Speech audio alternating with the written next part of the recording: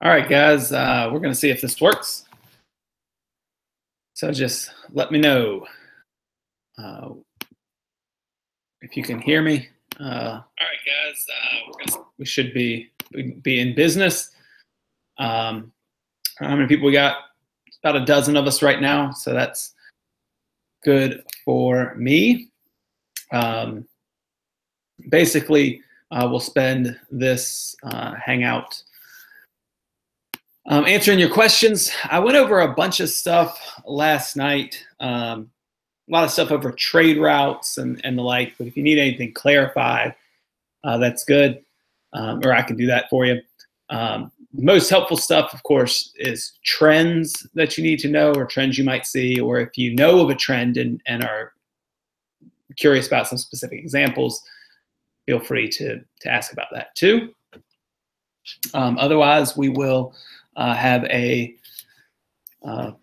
regular style review session. So to recap, I said in the last video, we had our midterm is 55 multiple choice questions. You have 55 minutes to do that. And your short answer question, or your LEQ, long essay question, is 45 minutes you have. Today in class, nobody really had any trouble that they vocalized in finishing. I think it was enough time. I think it was a pretty a topic that you will probably know fairly well. And no, I will not tell you what that topic is. So that's the idea for this, and we can get started as soon as you got some questions you want to cover. I'm going to take off the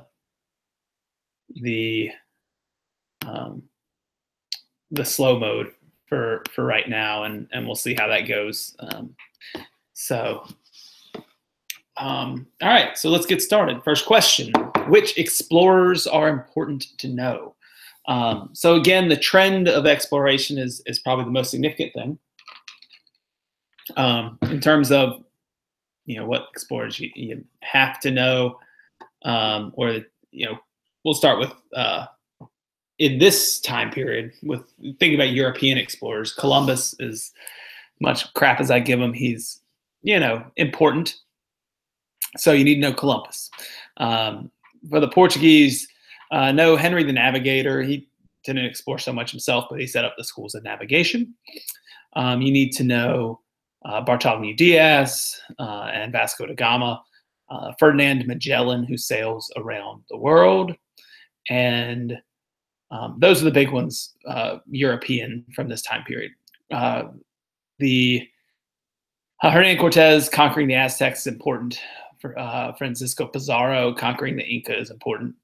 They are conquistadors. So we kind of separate them from explorers. They didn't really discover anything. The Americas were known to exist. Other important maritime travelers would include like Zheng He from our previous time period under the Ming Dynasty. All right, second question.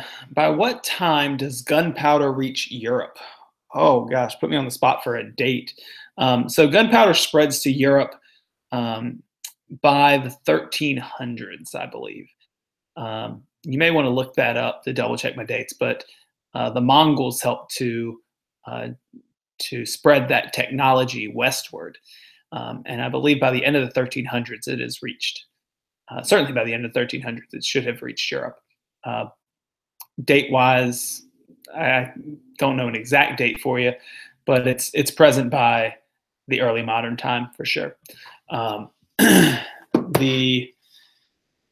If somebody wants to look that up and put it in the chat, I will come back to it later. What are the most important trends we need to know? Good question. That's what the key concepts are for.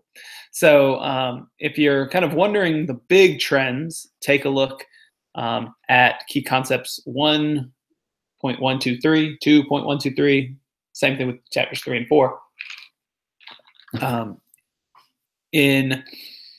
If we look at them in Unit 1, it's the idea of big geography and the peopling the earth. Key concept 1.1 is, and so we see people spreading out around the world, mostly hunter-gatherers migrating from place to place, adapting to their environments. Then key concept 1.2 is all about the Neolithic Revolution and how early agricultural societies looked. A little bit about the transition to these agricultural societies as pastoralist peoples, and what the consequences of that was. The growth of, or the inequalities that grow, that develop. The examples, patriarchy, settled societies, all those things. And then development and interaction of early societies. We see kind of our earliest civilizations develop in that first time period. By the second time period, we start to see religious and cultural traditions really taking shape and developing. We also see our first real large states and empires come about in the classical era. And trans-regional trade networks. So not just regional trade, but trans-regional trade really comes out in the second time period, our classical era. In the post-classical era, we see the expansion of those trade networks, of the communications, systems of communication and exchange. So that might be the Silk Road, the Mediterranean system, the Indian Ocean, the Trans-Saharan system, Eurasian trade routes, and the like. We also see some state forms continued into this time period and be reconstituted. Those include, of course, the Byzantine Empire and various iterations of the Chinese Empire. But we also see innovations in state forms. The caliphates are really good examples. New states that develop out of that. The khanates are another good example. Feudalism in Europe and Japan are other good examples. And they use innovations, they come up with new things. They use what worked before and they modify them for their needs. An example of that would be Justinian's Code, modifying Roman law code to incorporate the Christian ideals of the Byzantine Empire, but still relying on that civil law and the general law codes. And then, of course, as people start to, as trade grows, as state forms grow, we see changes in our economic productive capacities. So we're producing more things. Production of food goes up. We see the fall of cities, but also the rise of cities as more agriculture leads to more people. We see a continued spread of religion and the like. And of course, in our fourth time period, key concept 4.1 is all we really covered. We start to see those networks of communication and exchange, which were established in the classical era, trans-regional networks established in the classical era, expand in the post-classical era. We see them become global in the early modern era. One of the things that sets the early modern era apart. So those are the overarching trends. If you would like to get more specific with them, take a look at the key concepts. I think I said last night in the review that the minimum bar, the low bar for review, if you really have to cram, would just be to make sure that you read through the key concepts and you understand them. And then you can go to Freemanpedia or AP Worldopedia to fill in gaps. Which Chinese dynasties are important to know? All of them. Every Chinese dynasty. Shang, Zhou, Qin, Han, Sui, Tang, Song, the Yuan, and the Ming. That's what we've covered to this point. So you have to know them all. I went over their major accomplishments in last night's video, so unless there's a high demand for it, I probably won't repeat today, since this will be a little bit shorter. We'll go for about 15, 20 more minutes. What do we need to know about Ur-Nammu? So the code of Ur-Nammu is an example of one of our law codes from our first time period. Key concepts, I think it's from key concept 1.3, I want to say, where we see our first civilizations come about, first examples of written legal codes. And so Hammurabi's code is the most complete form of this. It oftentimes is credited with being the oldest written law code, but we do have other fragmented pieces, and the code of Ur-Nammu is one of those. So just keep it in mind as a law code that came out of Mesopotamia. What are the most important dates we need to know? So I talked a little bit about this yesterday too. Keep in mind like turning point dates, right? So you want to think about, well, why the year 600 BC as separating from kind of our ancient era to our classical era. Well, we see the rise of different types of governments, new empires, right? The Persian Empire, and the Greeks, and the Romans, et cetera, the Chinese, with eventually the Qin and the Han dynasties. So it's set off in a way there, but that's kind of a nebulous date. So that classical era ends around the year 600 CE. Well, why the year 600 CE? Well, those classical empires have declined. Also, the rise of a new religion in Islam. Well, start the next time period in the year 600, in the post-classical era. Why do we end in 1450? Well, we have the end of the Ottoman Empire, or the beginning of the Ottoman Empire, really, with the conquest of the Byzantine Empire and the end of the Byzantine Empire. And you're right on the beginning of European exploration. Other than that, major dates that you need to know, the test won't ask you specific dates, but you need to have kind of a general idea of when some of these empires existed. The Roman Empire from about the year from the year 509 BCE to the year 476 CE, so about 500 to 500, right? The Han dynasty from about the year 200 BCE to 200 CE. So those are two easy ones to remember because they kind of mirror each other on either side of the common era break. Otherwise, just reference points. Charlemagne is crowned in the year 800, the Holy Roman Emperor. So that gives you an idea of when Charlemagne's empire was. Islam begins in the year 600. The Mongols are in the 13th century, around the year 1229, 1230, somewhere around there. The Yuan dynasty begins, 1279, something like that. So, ballparking dates is probably enough. Most of the questions that you'll have will give you a set of dates. It'll say the documents are from a certain set of dates, or it will specify dates in the question. Now, there may be some questions that ask you to identify trends, for example, in a chart, and you would want to kind of have an idea of what was going on when. The Black Death, in the 14th century, the Crusades called in 1095, and go late 11th and 12th centuries for the most part. So kind of ballpark those things, I would say. When we get later in the course, when we get to review time, we'll have a more specific. We'll have more activities that kind of work with specific dates that are good to know, but you don't have to know them exactly. All right. Next question: how important is periodization for the test? Well, it's super important. Although the skill itself has been removed from the AP World History the course. So you're no longer being asked periodization LEQs or periodization short answer or multiple choice questions in the same way you were before, but knowing generally when things happen, the chronology part of the course is still very important. Understanding chronology is vital in understanding cause and effect, which is, of course, a skill in the course. Being able to contextualize something in a time period is important. You might get a question here and there about, why historians chose one time period or another, but I think they pretty much removed most of that. And if I recall correctly, going through the test, I didn't see any questions that were pure periodization.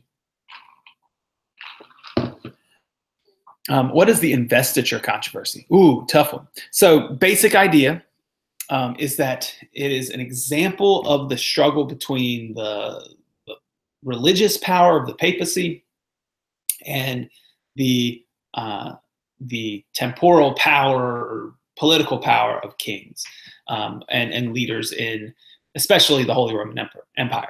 Basically, these princes and nobles and kings wanted to appoint major church officials themselves for a time. Of course, major church officials like bishops were basically like nobles. They controlled large amounts of land. Even like abbots in these monasteries could wield a great deal of power and control a lot of wealth.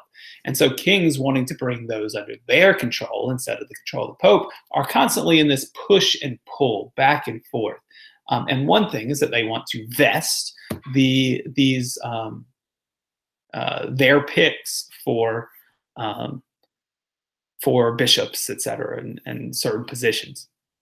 And this comes to a head, of course, when the Pope and Pope Gregory, I believe, and Frederick, perhaps, I can't remember the name exactly, in the Holy Roman Empire, they kind of go toe-to-toe on this issue. The Pope excommunicates the Holy Roman Emperor. The Holy Roman Empire does penance. The Pope lets him back in. Then he kind of goes and like ransacks Italy, etc. But it's more so emblematic of the struggle between temporal power and religious power in Europe, political versus papal. All right, that's a good question. Are we supposed to know all the terms that were in the vocabulary provided as a resource? You should be familiar with those terms, I would say. Be able to recognize them. If not, if there are any terms that you don't recognize and you wouldn't be able to place, or if you saw it in a question, you just were kind of didn't know, just take a look. Look it up, define whatever the term is, or look it up on Wikipedia. That would probably be enough for the terms you were given. Those are from our old textbook. So there may be some that you haven't come across in your new textbook. And yeah, some will be more important than others, but in general, none of them are going to hurt you. 1280 to 1300s when gunpowder reaches Europe. I'm going to call that a win for me. I think I can count that. I said Mongols helped spread it, get there by the 14th century. Don't rewind the tape just in case I didn't have it right. That sounds about right. What do you need to know about theater states? I believe this is in reference to the practices in India, if I think that's what you're referring to. So when we think of theater states, and I'm going to double check just to make sure that in my notes that I'm giving you the right information. Political that gain legitimacy and gain support through a lot of like pomp and circumstance, pomp and ceremony, and so they dealt with more ceremonial aspects of, or they had a lot of ceremonies that went on. I'm guessing that's one of your terms, and I'm seeing if it's in your current book right now, which it is not. But I, luckily for you, have a copy of The Earth and Its Peoples, which you do not have to read, but I can get you a little bit more information. It's been a year since we've covered this. So stay with me here. Let's see. Theater state, Gupta theater state. Yeah, so the Gupta Empire would be our example of this. Srivijaya was another example of this, but 177, almost there. So a theater state, a historian's term for a state that acquires prestige or power by developing attractive cultural forms and staging elaborate public ceremonies. And they also, in some cases, redistribute valuable resources. And they do this to attract and bind subjects to the center. Examples include the Gupta Empire in India and Srivijaya in Southeast Asia. Now that is quite the definition. You can see it there. You can maybe later pause your video. Hopefully I didn't break any copyrights by showing that. I'm guessing that was on your terms list. Again, another example of how some of the tools states use to centralize. I think they've taken that out of the key concepts. It may not have ever been there, but really, really good question. Making me do a little research. I like it. Probably the first one I would consider to be a stump me question. How many questions are there from each unit? Is it split exactly evenly, or there's some stuff we should study more often than others? It'll be split fairly evenly, 20% from units 1 and 2, 20% from unit 3, 20% from unit 4.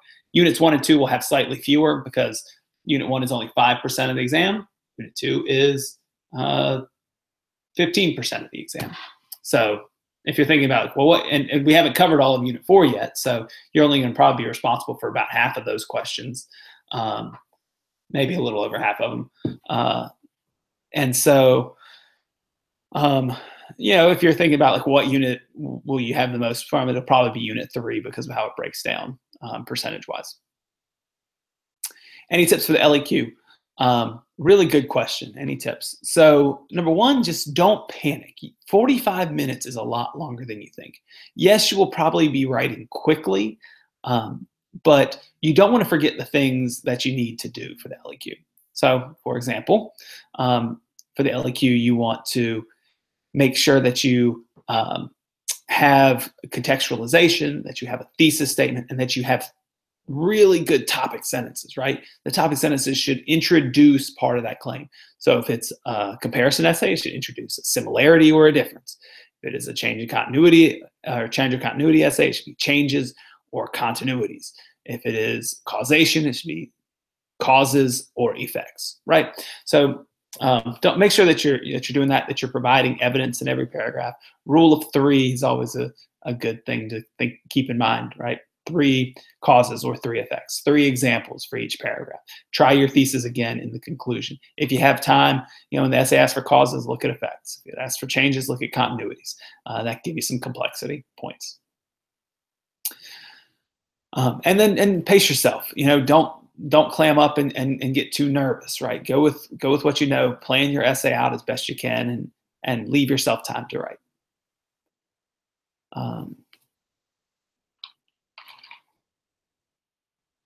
Can you review the 3rd century crisis and the Kamakura shogunate?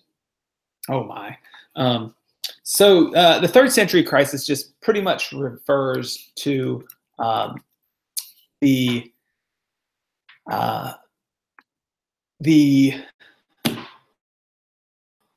era of the 200s in Rome, where they were having economic problems, or they had leadership problems, emperors being killed, etc. So that is pretty much what you need to know. It's an example. It's eventually solved, right, when Rome is eventually divided in half. The Kamakura shogunate, I really don't have much for you that you need to know on this. It's a feudal military government. Having an idea that China is run by shoguns is more important, and that Japan is not China. Did I say China? Japan is run by shoguns, and that it is a few that it develops kind of into a feudal realm. That's pretty much what you need to know. I don't think you need to know these necessarily by name. We'll talk about the Tokugawa shogunate in this unit, and that's the big one. All right. If you were studying for this test, what would you do? Oh, well, I kind of feel like I'm studying for the test right now. So being here helps. I would make sure to look at those questions that go along with the key concepts and making sure I understand those. I would refer back to any notes, especially any lecture notes that you had on the key concepts. Watch any unwatched videos. I'd get a good night's sleep. I think that's the most important thing. Today was a long day for people. I know some of you had multiple exams. I know some of you have multiple exams tomorrow. And so being exhausted, never helps. Even in classes perhaps that were PLP courses that you're having time to play catch up in, you might not have had a midterm exam. 2 hours of working or working ahead or honing projects can be quite exhausting. So making sure that you get some sleep, that you take care of yourself and eat a good breakfast. I think that's what I would do. How much do you need to know about Egypt, Nubia, and Ethiopia? So keep in mind that what you need to know about ancient Egypt is actually quite limited. In Unit 1, you need to know the geographic location of Egypt, and you might need to know some examples of Egyptian architecture, or the have an idea that they had a hierarchical structure, that they kept records using hieroglyphs, that they had religion that, of course, centered on the importance of the Nile. They were polytheistic. Um, they engaged in trade, not just with Mesopotamia, but also with Nubia to the south. And that's pretty much where Nubia comes in here. Just know that it's kind of a source of gold, ivory, slaves from sub-Saharan Africa. It's really the only connector between sub-Saharan Africa and the Nile River that connects it to Egypt. It's the only connection to sub-Saharan Africa that Europe has, or really the Mediterranean region has, until the trans-Saharan trade is truly established. Other things that you might need to know are kind of how the rulers of Egypt gained legitimacy, right? They have this treated as gods that gave them a great deal of legitimacy in their empire. Later on, the classical era, Ptolemaic Egypt is established as a successor kingdom to Alexander the Great's empire, the Macedonian Empire. Ethiopia. There's some stuff in your book, I would say just kind of go back over and look at that. Ethiopia, one of the things, they kind of come into play later on in this unit. We'll talk about them, and certainly in the next. Early Christianity spreads to Ethiopia. That's a good one to kind of keep in mind. Christianity spreads there, and so one of the oldest Orthodox churches in the world, in Ethiopian Orthodox, the Ethiopian Orthodox Church. What are the golden ages you should know about? Well, it depends on who you talk to. Golden ages of the Silk Road under the Mongols, golden age of the Chinese under the Tang Dynasty. That's the ones that come to mind right off the bat, or off my head, top of my head. Would you consider the Code of Ur-Nammu, or Hammurabi's Code, the oldest law code? I think the Code of Ur-Nammu predates Hammurabi's Code by quite a lot, but Hammurabi's Code is one of the most complete law codes. I don't think you'll get a question asking which is the oldest. Moad with a little bit of, hey, Moad, thanks for joining. A little bit of the good advice there. I think this is a good one. So if you can't see it, Moad says, hey, everyone, I want y'all to know that the test is not that bad. You will all do great. I agree. Just remember the structure for the essays and general trends that occur in the course. Also, China is decent. Yeah, China is pretty important. I think he's definitely right here that if you know the trends, you know how to look at a primary source, you know how to look at a secondary source, and you can, for the most part, arrive at the answers using your knowledge. Any tips for map, picture, multiple choice questions? Yeah, so my general tips for multiple choice questions are pretty much always the same, and I think maps apply here. It's to know what you're looking at. Make sure that you know what the questions are asking. So look at the lead-in, see what the title of it is, see what the dates are perhaps. And sometimes the map, you can just glance at it and you can know the trend. But you want to know kind of what you have to think through. So if you read the questions, it might show you a trend. For example, the spread of, or the path of silver around the world. But the question may not be, did silver move from point A to point B? In fact, it probably wouldn't be. It might ask something along the lines of, what is the consequence of shown in the map above? And so you just need to kind of get a general idea of what's going on the map. Well, silver is flowing from the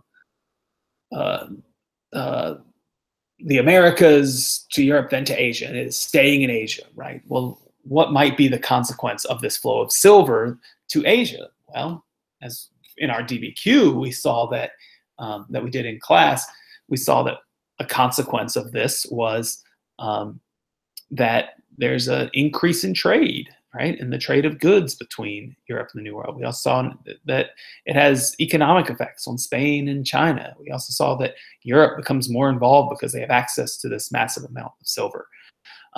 So think about what the questions are asking, look at what the questions are asking, and then try to use the map in the best way to do that. For images, for other images, I would try to see what you can recognize. Most of the given information will let you know where and when it's from, but notice, are there any, particularly important people? Are there kings in it? Is it showing peasants? Is it showing labor systems? Is it showing certain foods being grown? Is it showing warfare? Think about it from a sourcing perspective. What does the point of view seem to be? Who does the audience seem to be for it? What is the historical context for the image?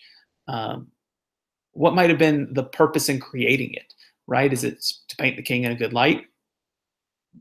No pun intended, I guess there. Or is it meant to degrade the king? Perhaps it's a political cartoon or something that is printed in the printing press in the 1500s. So those are some things to think about. That's my advice. So I'll take a few more questions. Let's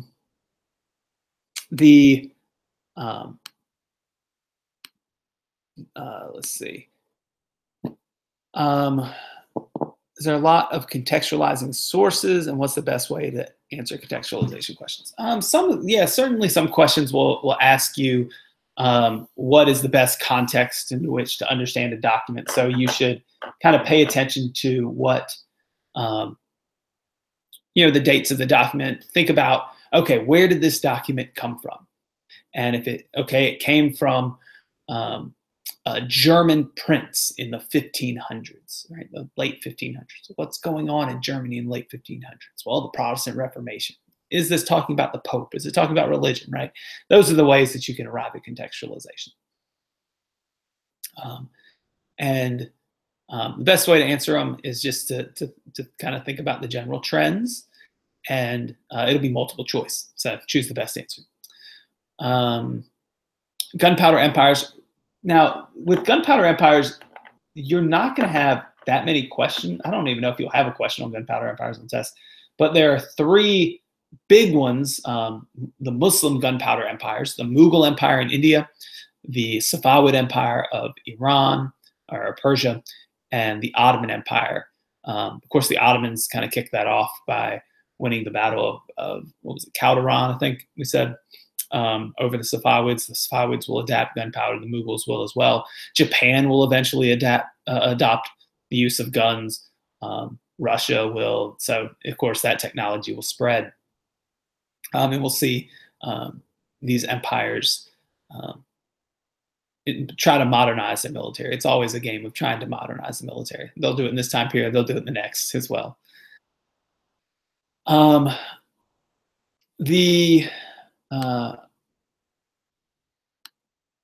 Let's see. I think I'm down here, the last one. In the multiple choice, would you recommend skipping a question that you don't know and go back to it later on, or would I answer it? That's a tough one. That's like a game time decision, I think. If it were me and I was reasonably sure of my answer, I would answer it. And I had a general idea. If I really was just totally unsure of what the answer was totally, and I could narrow it down, I might make a mark in my book and then come back to it. What I would avoid doing, or what I would try to avoid doing, is one of two things: spending way too much time looking over the source over and over again, because I don't want to lose time. It's a minute per question. The other thing I want to avoid is forgetting to go back to it, right? So that's always tough. So I would try to make whatever quick annotation I could make in my book and then go back to it later, or I would go with my reasonably best guess and answer it. And then if I had time, go back to it. That would be my advice. So those are some solid questions. It is 8:15, so we've been going for about half an hour. And so I think we'll wrap it up right here. Thanks for joining for another one of these. If you want to have, yesterday we spent a lot of time on trade networks. We spent a lot of time on China. So if you have more specific questions about those important aspects of the course, I advise you to take a look at yesterday's video. It ran about 50 minutes long. Feel free to put it on 2 times speed until you get to something that you need to slow down for. So that's pretty much it.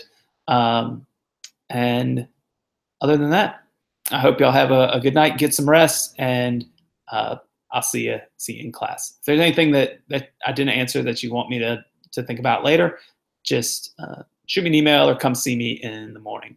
I will be free during the second period time. And also at lunch, I'm available.